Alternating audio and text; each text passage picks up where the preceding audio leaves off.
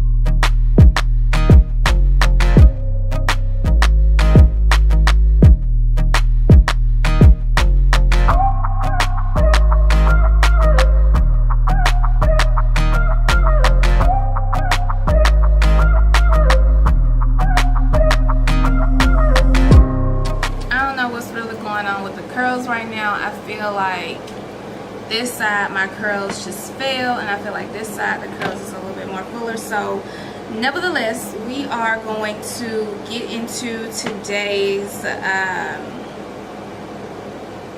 wig. So let's go ahead and jump into this look because I am loving it.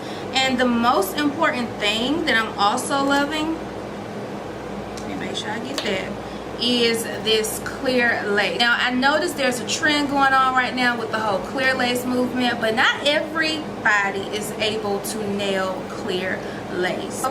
All the information will be below again in the description bar. So let's go ahead and get into it. Let's jump into it. Let's talk about it. Let's go. I am here for the lace, like hands down.